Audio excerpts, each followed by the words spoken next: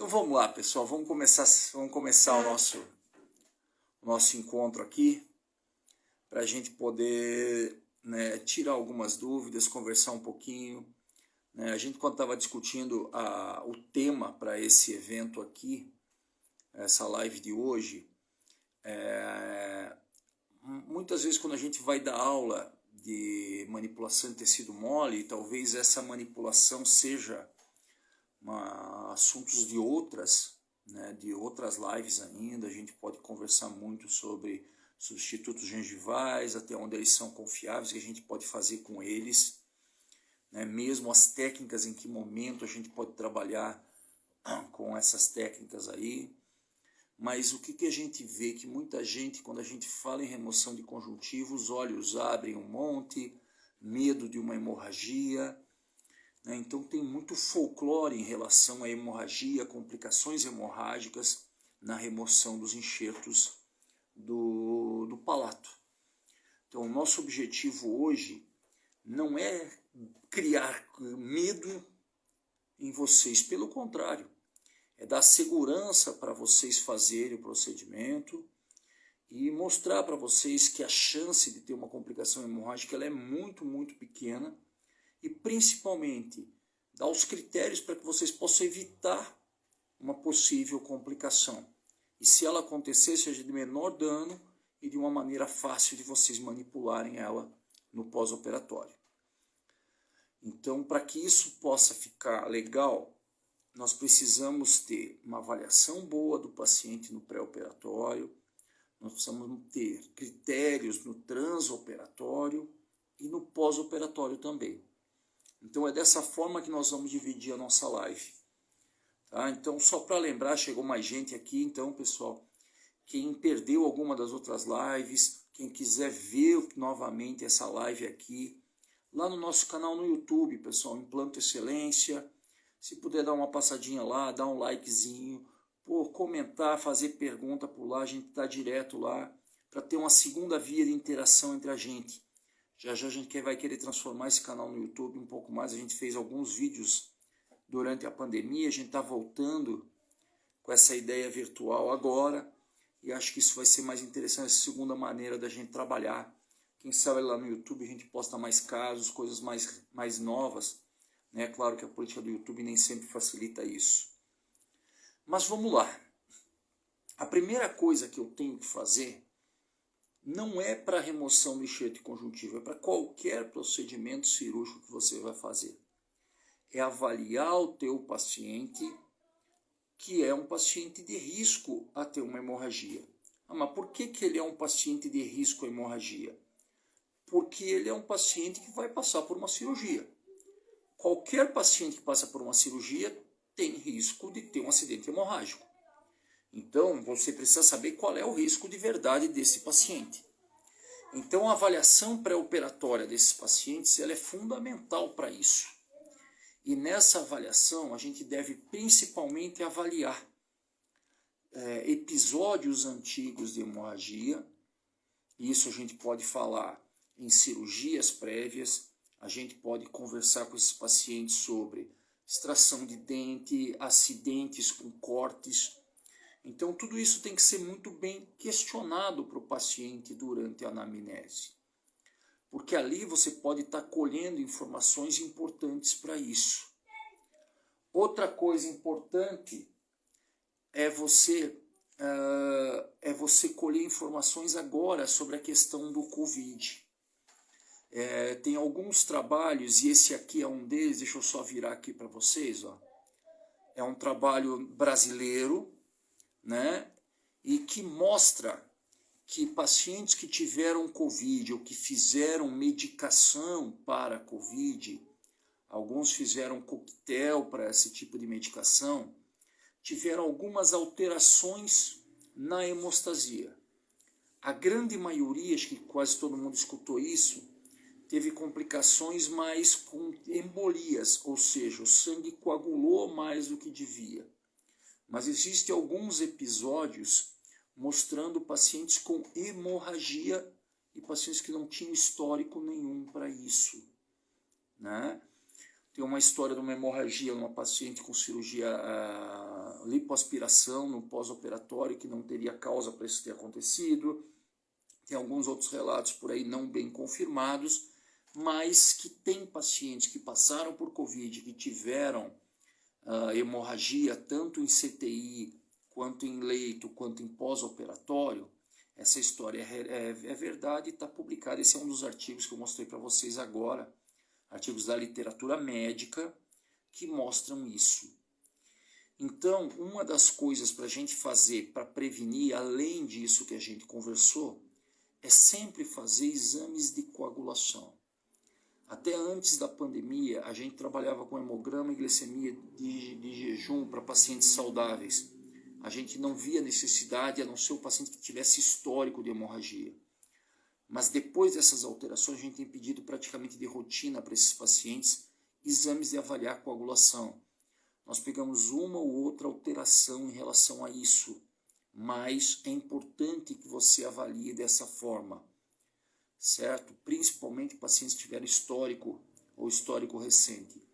E os 4 exames para que você possa avaliar são esses aqui. O TS, ou tempo de sangramento, o tempo de tromboplastina ativada e o tempo de protrombina ativada. Tudo isso eu não vou discutir valores, isso aí vem tudo no exame, vem tudo certinho. E a contagem de plaquetas. As alterações do COVID foram muito relacionadas com tempo de sangramento e com contagem de plaquetas. Então esses são os 2 principais fatores a serem avaliados, certo? Então cuidado com isso, não custa você pedir esses exames para esses pacientes aí. Então, essa avaliação pré-operatória, ela é muito interessante para que você possa diminuir o seu risco. Pacientes que tomam anticoagulante, e a gente tem 2 tipos de anticoagulante, a base, anticoagulantes que influenciam na hemostasia através da desagregação plaquetária, que são... Antigamente se usava muito o AS para isso, né? Que é o AS é um efeito colateral à desagregação plaquetária. Hoje existem medicações específicas para isso, o clomiprogel é um deles.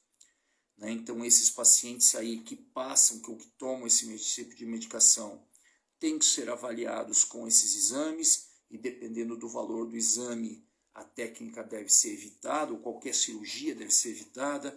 Deve ser associado com médico assistente para você poder trabalhar com isso. E, claro, tem as medicações que são os cumarínicos, né? E que eles vão atrapalhar mais a parte do TPA, as cascatas da coagulação.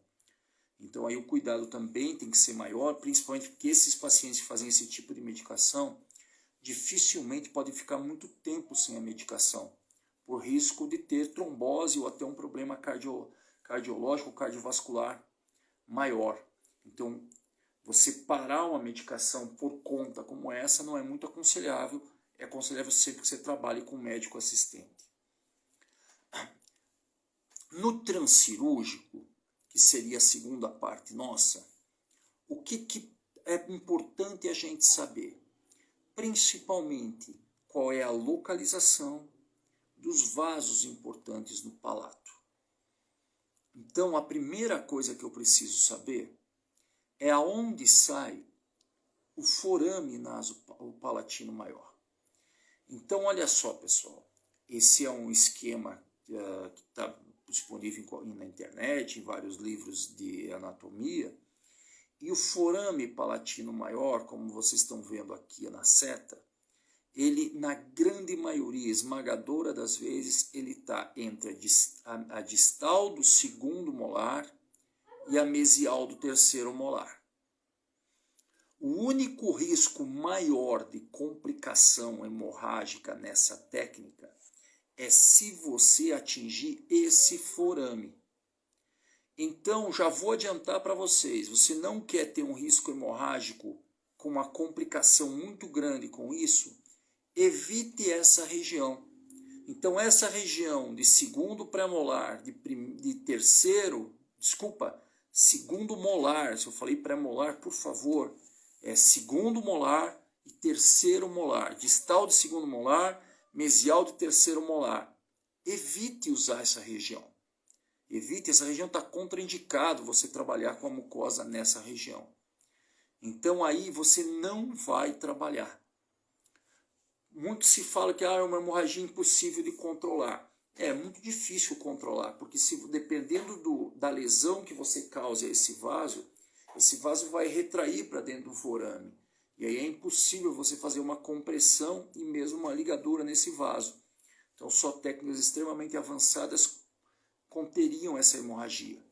Eu não estou aqui querendo assustar ninguém, é só você não ir para essa região, ok? A outra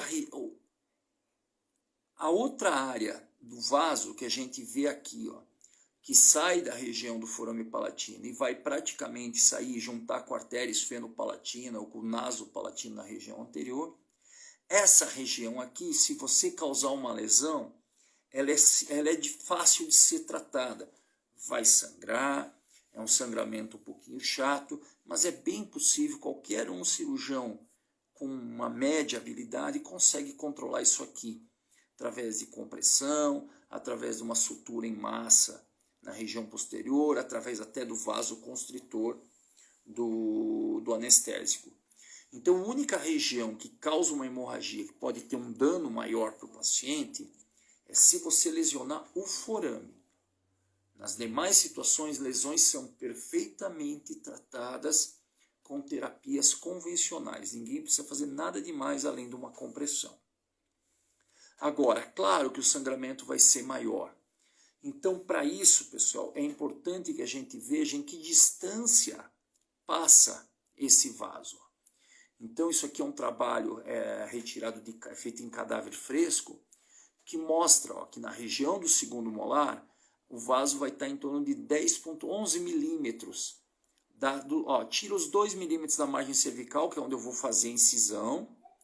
Né? Aqui vai ter 10, aqui vai ter 8, aqui no segundo pré-molar 9, aqui no primeiro pré vai ter 7, aqui no canino vai ter 5. Isso é a média que a gente vai ter nessa região. Em palatos mais profundos, essa distância é maior. Em palatos médios, ela é menor. Em palatos maiores, a média chega a 16 milímetros. Em palatos médios, chega a 12. Em palatos rasos, chega a 7 milímetros. Mas vejam que eu tenho uma área muito grande disponível para que eu possa remover o meu enxerto. Então, se você respeitar essa área, você consegue remover esse enxerto sem maiores complicações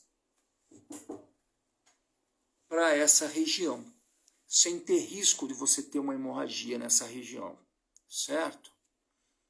Esse mostrando a distância entre a região amelocementária. Ó. Então você tem, essa é a região do vaso, tá? Então se você respeitar e deixar uma distância para essa região aqui, você não vai ter risco. Claro, evite o segundo molar e evite você ir muito para baixo, muito para essa região. Inclusive a gente sabe disso, e talvez isso seja assunto de um outro modo, que essa região aqui, mais próximo do vaso, diminui a quantidade de tecido disponível, o que faz com que a gente também prefira as regiões mais próximas da área cervical, onde o risco é menor.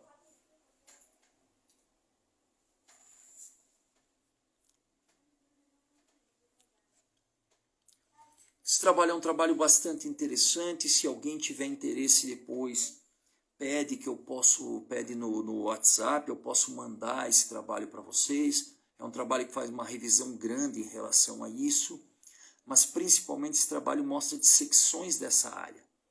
Então, por que sangra mesmo quando eu não atinjo essa região, não atinjo vasos grandes? Porque olha como essa região aqui, ela é extremamente vascularizada por pequenos vasos. Então vejam, pessoal, é muita área vascularizada. Então é normal que exista um sangramento. Não se assustem com leve sangramento em relação a isso. Esse sangramento é extremamente fácil de ser contido, principalmente com compressão com gaze. Então você termina de tirar o teu enxerto, bota uma gaze ali dentro dessa região, faz uma compressão, ou até essas esponjas hemostáticas, tipo Hemospon, que já ajudam a controlar o sangramento nessa região. Tá joia? Então não tem muito o que se preocupar. Mas vai sangrar? Vai, porque tem bastante tecido, bastante microvasos nessa região. Então, ó, pessoal, esse aqui, ó, é o desenho que você vai ter, ó. Então, esse envelope parecido que está aqui, ó, essa é a melhor região para que você tire o teu enxerto sem risco maior de você ter um acidente vascular. Ok?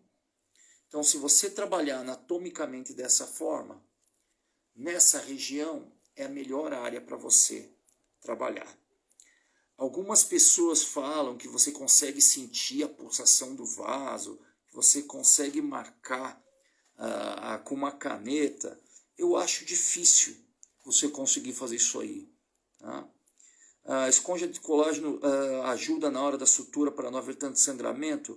Arthur, ela ajuda sim. Daqui a pouco a gente vai conversar um pouquinho sobre o tratamento da ferida mais para frente, tá joia? Se eu não te responder da maneira que ficou legal, você me cobra novamente, por favor. Tá? Então é dessa forma aí que a gente vai.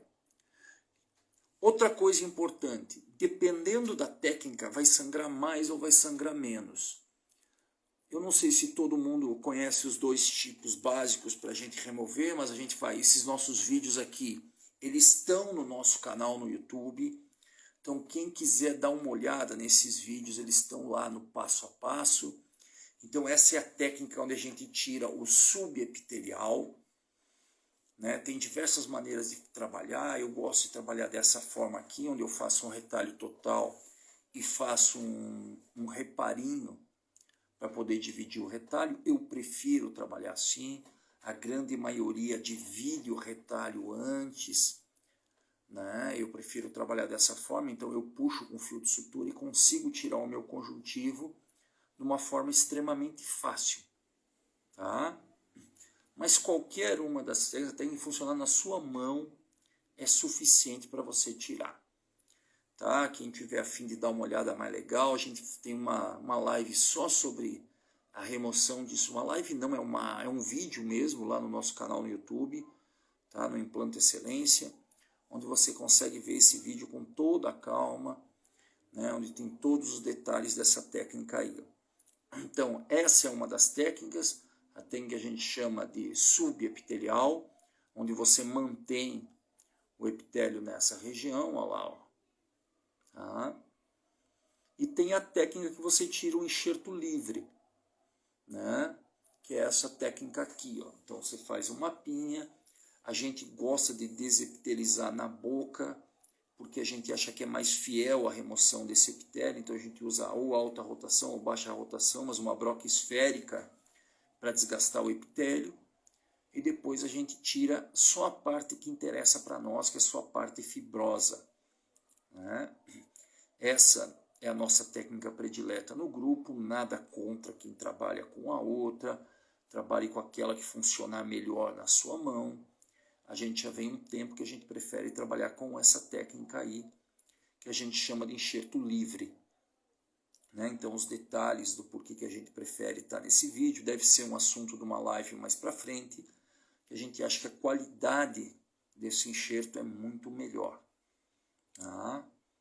Então é por essa razão que a gente tem trabalhado mais com enxerto livre, como vocês estão vendo. Então se desepiteliza na boca mesmo, tira o epitélio, né? Desepitelizou já, né? E aí você tira só a parte fibrosa, que é a parte que interessa para nós, no tamanho interessante para a gente. Então essas são as duas técnicas. Então, além da anatomia, a técnica faz diferença no sangramento pós-operatório? Ó, estamos terminando aqui a técnica, já vamos lá, já vamos continuar aqui.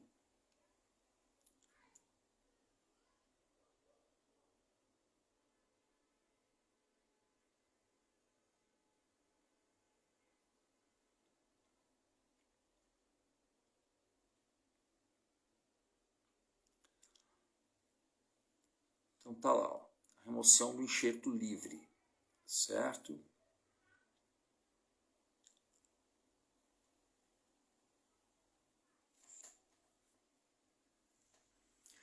Olha que interessante esse trabalho.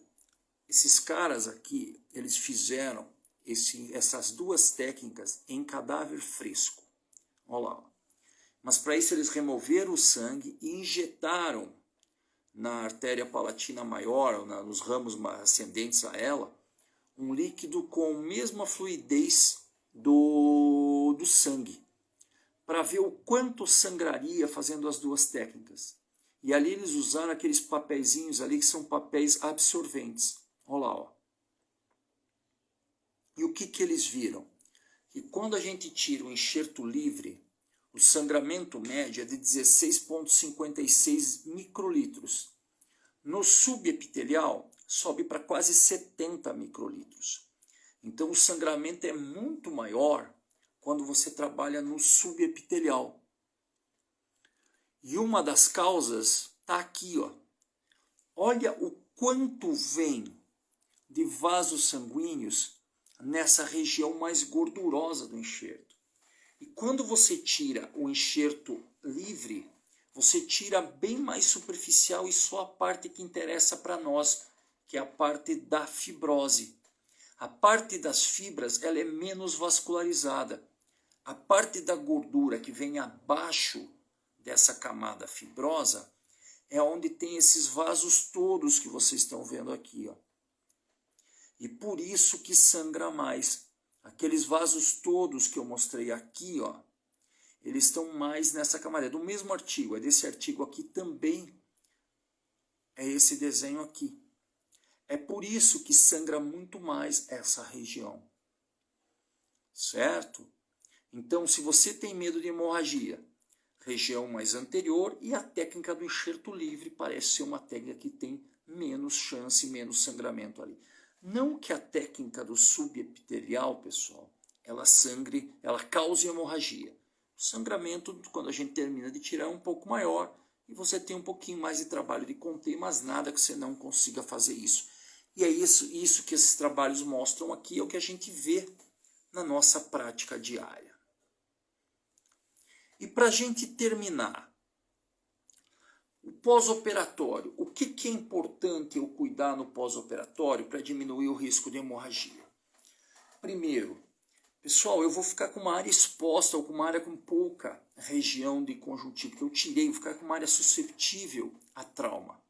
Pela língua, pela alimentação, né? Então é possível eu ter hemorragias pós-operatórias, ou sangramentos abundantes pós-operatórios. Desculpa, passou uma pergunta. Ah, tá. Não, já era mesmo, desculpa. Né? Então, como eu vou lidar com a ferida é muito importante.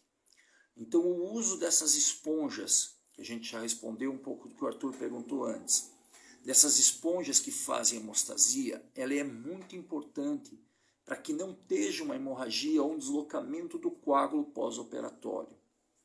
Outra coisa extremamente importante, esse coágulo demora, em média, para estabilizar de 24 a 48 horas. Então, nesse período, recomendações pós-operatórias têm que ser muito bem explicado ao paciente. Esse paciente vai ter um pouquinho de sangramento. Se ele começar a cuspir esse sangramento, esse coágulo vai desestruturar e aí você não vai ter estabilidade desse coágulo, pode acontecer uma hemorragia. O uso de canudinho, por exemplo, ele pode tirar o coágulo lá de dentro e deslocar. Então é importante que esse paciente evite de colocar a língua. Se você usar algum protetor para isso, tem que ser bem polido para não ter aspereza, porque a língua pode ajudar a machucar essa região.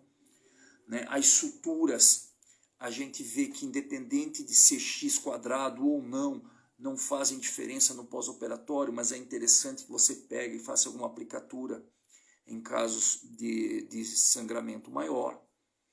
Né? Então a sutura pode ajudar nisso. E a gente tem usado ou colas biológicas, cianocrilato, ou então a gente usou nos últimos tempos aqueles adesivos que têm mostrado um resultado bem interessante.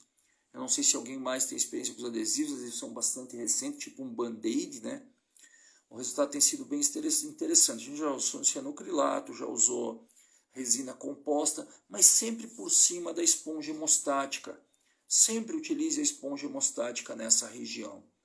E é muito importante conversar com o paciente sobre o pós-operatório. O tamanho, a questão da temperatura da comida também é importante. Então é importante que se faça dieta restritiva em temperatura e em consistência, que esse paciente evite fazer vácuo ou cuspe para poder deslocar o coágulo nessa região, manter cabeceira mais alta e todos os cuidados básicos de um pós-operatório para que esse coágulo não desloque. Então isso tudo é muito importante também no pós-operatório. Outra coisa que você tem que cuidar é com alguns tipos de medicação. Muita gente tem utilizado o Torazegic como uma medicação pós-operatória. É uma medicação excelente para controle de dor, mas por favor, olha só o que diz a bula pós-operatória do Torazegic. Deixa eu aproximar aqui um pouquinho, olha só. Em pós-operatório tem alto risco de hemorragia ou de hemostasia incompleta. E pode acontecer hemorragia e epistaxe, sangramento nasal. Então, olha só, pessoal. O risco do Torazegic provocar uma hemorragia pós-operatória, ele existe. Não dá para usar? Não tem problema, desde que você use em dose única. Então é interessante que você use o Torazegic no seu consultório sublingual, no pós-operatório imediato. Não peça para que o paciente faça uso crônico desse tipo de medicação. Ela pode afetar a agregação plaquetária e, consequentemente, a estabilidade do coágulo sanguíneo. Nós tratamos no nosso curso de cirurgia avançada. Eu tenho o caso, a foto aqui já de quando ele foi controlado, Só que foi feita uma rotação de retalho, não foi feito pelo nosso curso, mas a paciente chegou no nosso curso com a boca cheia de sangue, a paciente jovem, saudável, sem risco aparente de hemorragia. Mas o que aconteceu? Já era 4 dias do pós-operatório e ela continuava fazendo a medicação para dor, no caso o Torazegic. E o coágulo não conseguiu adaptar, ela teve um sangramento muito grande, com a boca extremamente cheia de sangue. Nós fizemos o controle, isso era um final de tarde, fizemos o controle da hemorragia no momento, e no dia anterior ela voltou a ter mais um episódio de hemorragia também. Né? Então, muito cuidado com essa medicação. Eu não estou aqui dizendo que essa medicação não funciona e que ela está contraindicada. Ela deve ser utilizada apenas em dose única ou no máximo uma segunda dose. Se o paciente passar a ter dor constante, não deve se utilizar essa medicação de forma constante. O risco é pequeno? É extremamente pequeno, é isso que a bula diz. Mas está aí, pessoal, nós já tivemos um caso desse aí, que nós tivemos que tratar, e a única causa aparente que a gente chegou foi o uso dessa medicação por 4 dias. Certo? Em casos de hemorragia pós-operatória, você vai ter que fazer o controle dessa hemorragia, e o controle normalmente com compressão ou com uma sutura em massa. O que é essa sutura em massa? Você vai na distal e pega bastante volume de tecido, tentando amarrar o vaso, tentando pegar, fazer com que o vaso, a tua sutura prenda esse vaso nessa região. O anestésico com vaso ajuda também, então você pode fazer uma hemostasia com isso aí, né? Mas principalmente hemorragia, compressão local. A compressão é fundamental e de repente repetir o curativo com uma esponja hemostática. Uso de medicação para ajudar na coagulação. Bom, a medicação mais utilizada é essa que eu estou mostrando aqui para vocês, que é o ácido tranexâmico ou o famoso Transamin. Você pode usar 2 comprimidos de 250 mg e 2 a 3 vezes por dia, até que essa hemorragia seja controlada. Só que olha só, pessoal, uma coisa importante é que o Transamin, ele não vai fazer um efeito imediato. O Transamin às vezes demora 24 horas para conseguir fazer o efeito inicial. Então as manobras locais, elas são extremamente importantes. Não adianta, mas eu vou fazer Transamin injetável, também não vai adiantar. Ele demora para fazer efeito. O Transamin ele vai começar a agir num tempo maior. Então, se você tiver um caso de hemorragia, você pode trabalhar com o Transamin, mas as manobras locais são fundamentais e principalmente as recomendações pós-operatórias. Esse caso que a gente conversou com vocês antes, nós entramos com o Transamin no momento da hemorragia, ou seja, quando a gente já fez a medicação, porque ela estava, a gente conseguiu saber o que estava causando, que no caso era o Torazegic, né? Então a gente fez essa medicação e mesmo fazendo essa medicação no outro dia de manhã, ela teve um novo episódio de hemorragia, quer dizer, não tinha feito efeito ainda o Transamin. Então não é dar o Transamin que vai resolver. Então cuidado e avalie bem esses pacientes no pós-operatório, certo? Então a recomendação pós-operatória é fundamental. A manobra de você trabalhar com esponja hemostática é muito interessante para o controle de hemorragia, mas se o paciente não cuidar e começar a trabalhar com a língua, começar a cutucar essa região, ou não fizer a temperatura da medicação, não fizer o controle pós-operatório imediato, pode ter um deslocamento de coágulo que pode vir a causar hemorragia nisso aí. Olha, a gente nunca teve um caso de hemorragia nosso tratado dessa forma, que precisou ser tratamento. Um sangramento normal em alguns casos, mas não tivemos nenhum caso de hemorragia pós-operatória. Esse caso não era um caso conduzido pela a gente só conduziu o tratamento de emergência, né? Mas mesmo assim, não é uma hemorragia difícil de ser tratada. Mantenha a tua calma, principalmente não passe esse nervosismo para o paciente. Uma das maiores complicações dessas hemorragias intrabucais que é possível você tratar com compressão com gase, se o paciente aumentar demais a pressão, vai deslocar o coágulo e vai ser difícil fazer o tampão hemostático temporário, que é só plaqueta. Então até faz o tampão hemostático temporário, mas às vezes a pressão é muito alta e desloca esse coágulo. Então mantenha a calma no paciente. Às vezes o uso do sedativo para o paciente pode ser importante, às vezes para o cirurgião também, né?